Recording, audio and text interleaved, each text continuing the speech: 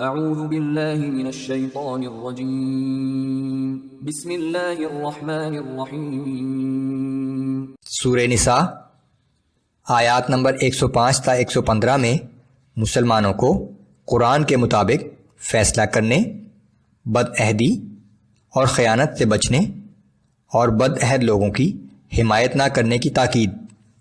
اللہ کا احسان کہ اس کے فضل و رحمت سے مسلمان ایک موقع پر گمراہی سے بچ گئے، سرگوشیوں سے بچنے کی تاکید، سوائے یہ کہ کسی نیک کام کے لیے ایسا کیا جائے۔ اعوذ باللہ من الشیطان الرجیم۔ انا انزلنا الیک الکتاب بالحق لتحکم بین الناس بما اراک اللہ۔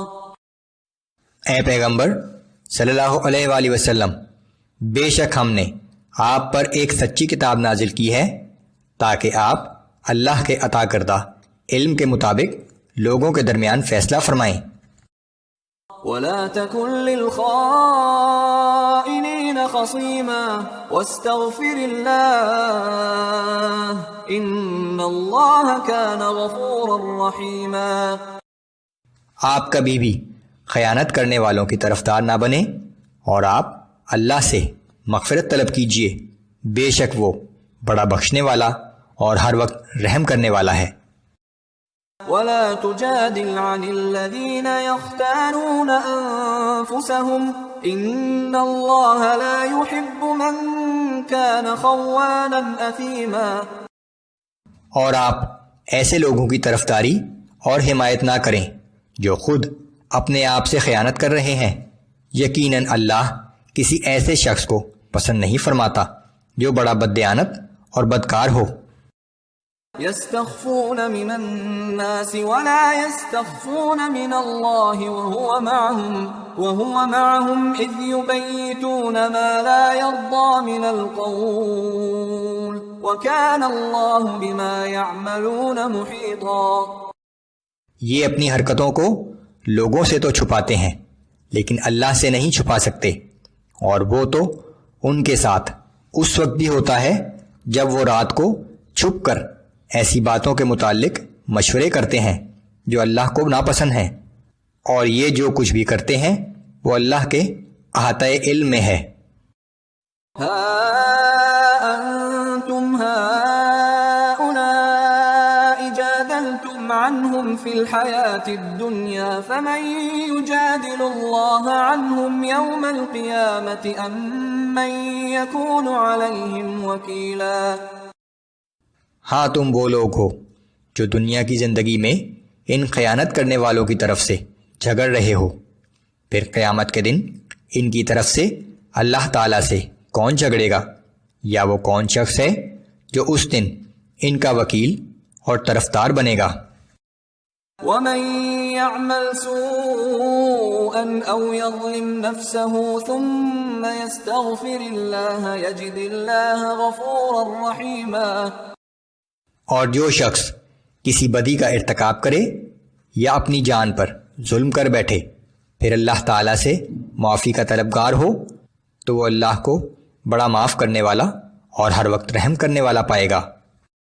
وَمَن يَكْسِبْ إِثْمًا فَإِنَّمَا يَكْسِبُهُ عَلَى نَفْسِهِ وَكَانَ اللَّهُ عَلِيمًا حَكِيمًا۔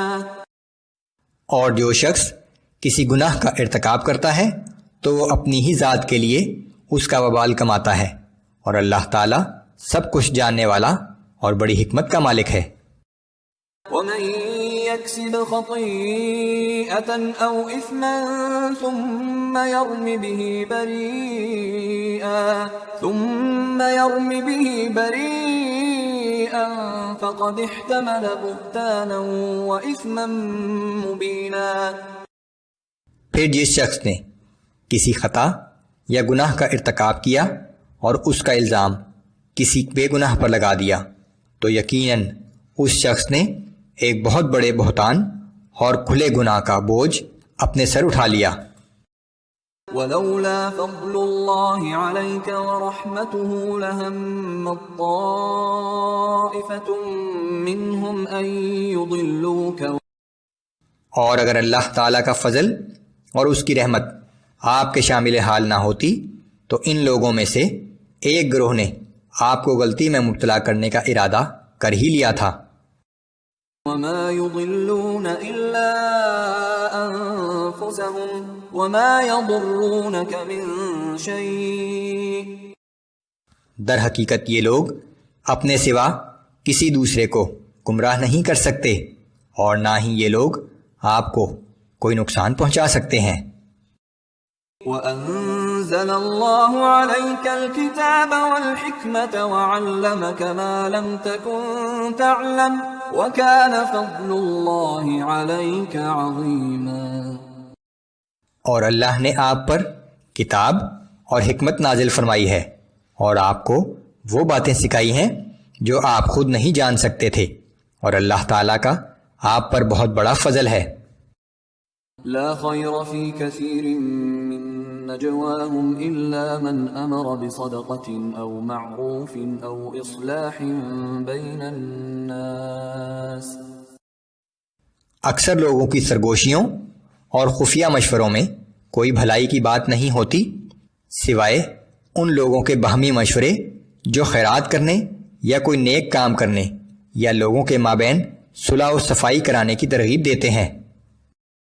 ومن يفعل ذلك ابتغاء مرضات الله فسوف نؤتيه أجرا عظيما.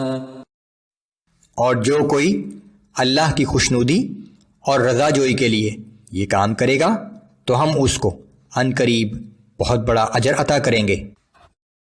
ومن يشاقق الرسول من بعد ما تبين له الهدى ويتبع غير سبيل المؤمنين نوله ما تولى ونصله جهنم وساءت مصيرا. اور جو شخص راہ ہدایت واضح ہو جانے کے بعد بھی اللہ کے رسول صلی اللہ علیہ وآلہ وسلم کی مخالفت کرے اور مسلمانوں کے راستے کے سوا کسی اور راستے کی پیروی کرے گا تو ہم اسے اس کے حال پر چھوڑ کر اسی طرف چلنے دیں گے جدھر وہ خود مڑ گیا ہے اور آخر کار اسے جہنم میں داخل کر دیں گے اور وہ جہنم واپسی کا بہت ہی برا ٹھکانہ ہے.